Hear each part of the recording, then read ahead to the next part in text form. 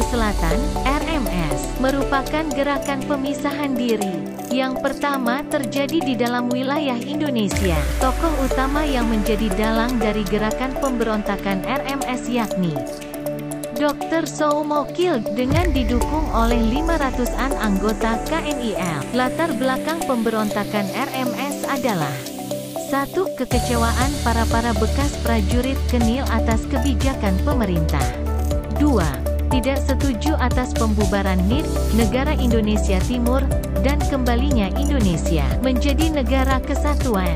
3. Keinginan beberapa tokoh seperti Soemokil yang ingin mendirikan RMS, Republik Indonesia Selatan, karena adanya konflik di antara dua kekuatan di negara Indonesia Timur. Kemudian, pemberontakan RMS ini juga mendapatkan dukungan oleh pemerintah kolonial Belanda karena gagalnya dalam mengembalikan kekuasaan imperialis kolonialnya di Indonesia yang telah merdeka. Selain itu, visi dari RMS ini untuk dapat memisahkan diri dari negara Indonesia Timur, NIT, dan membentuk negara sendiri. Pada akhirnya, pemberontakan RMS ini tidak mampu untuk meluaskan pengaruhnya secara masif di Provinsi Maluku.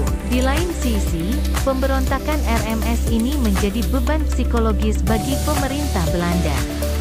Mengapa? Karena mereka pada akhirnya harus menerima bekas-bekas KNIL untuk dibawa ke negeri Belanda dan menetap di sana. Pada tahun 1962, Dr. Soemokil juga ditangkap oleh pemerintah Indonesia sebagai penanda gagalnya pemberontakan RMS. Pemberontakan RMS dipimpin oleh mantan Jaksa Agung Negara Indonesia Timur NIT, Christiaan Robert Stephen Soemokil. Pemberontakan RMS terjadi pada tanggal 25 April tahun 1950 dan dilakukan dengan tujuan untuk melepaskan wilayah Maluku dari NKRI. Untuk mengatasinya, pemerintah melakukan upaya penumpasan pemberontakan RMS dengan dua cara, yaitu melalui diplomasi dan militer. Diplomasi salah satu bukti pemerintah mengatasi RMS dengan cara damai adalah mengirim Dr. Leimena untuk melakukan perundingan. Berdirinya RMS telah memicu timbulnya berbagai reaksi dari pemerintah yang menganggap gerakan ini sebagai ancaman bagi keutuhan Republik Indonesia Serikat. Sebagai respons, pemerintah mengambil beberapa keputusan sebelum melangkah ke tahap selanjutnya. Tindakan pertama yang dilakukan oleh pemerintah ialah mengirim Menteri Kesehatan Indonesia, Dr. J. Leimena untuk berdamai dengan RMS dan membujuk mereka bergabung dengan NKRI. Akan tetapi, langkah ini ditolak oleh Soemokil. Ia justru meminta bantuan kepada Leimena serta pengakuan dari negara lain, terutama Amerika Serikat, Belanda dan Komisi PBB untuk Indonesia. Militer setelah menolak permintaan perdamaian, akhirnya pemerintah Indonesia memutuskan untuk melakukan ekspedisi militer yang dipimpin oleh Kolonel A.E. Kawilarang. 2 hari setelah Indonesia merdeka, Maluku masuk sebagai salah satu provinsi Republik Indonesia. Bersatunya Maluku dengan Indonesia bertujuan untuk mencegah Belanda dalam upaya menguasai Maluku karena kekayaan rempah-rempahnya.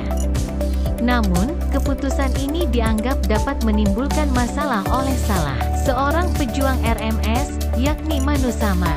Manusama kemudian melakukan rapat bersama para penguasa desa di Pulau Ambon.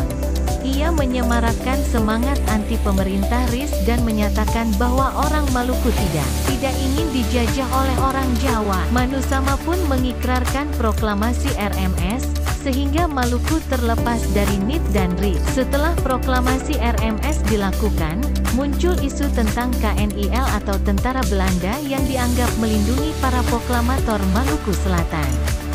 Informasi ini membuat pihak Indonesia curiga akan adanya campur Belanda dalam pendirian RMS. Oleh sebab itu, Angkatan Perang Republik Indonesia Serikat, APRIS, melakukan operasi malam dengan mendaratkan 850 orang untuk melawan pasukan RMS. Pasukan APRIS mendarat di 4 tempat berbeda, yaitu Pulau Buru, Kai, Paru, dan Seram di Maluku Selatan. Penyebaran pasukan ini pun menjadi strategi yang bagus untuk bisa menguasai wilayah kekuasaan RMS. Setelah wilayah RMS dikuasai, Presiden pertama RMS, J. Manuhutu, dan Perdana Menteri RMS, Y. Rizal, ditangkap bersama dengan 9 menteri lainnya. Pada akhir pemberontakan RMS, mereka semua yang tertangkap pun dijatuhi hukuman penjara selama 3-5 tahun. Lalu, agar peristiwa pemberontakan RMS tidak terulang, pemerintah RI mengambil tindakan tegas dengan menghukum mati sisa-sisa pasukan RMS. Tokoh-tokoh RMS, Republik Maluku Selatan. H.J. Manuhutu, Presiden pertama RMS. Albert Y. Rizal, pernah Menteri RMS. Dan para menteri-menteri RMS.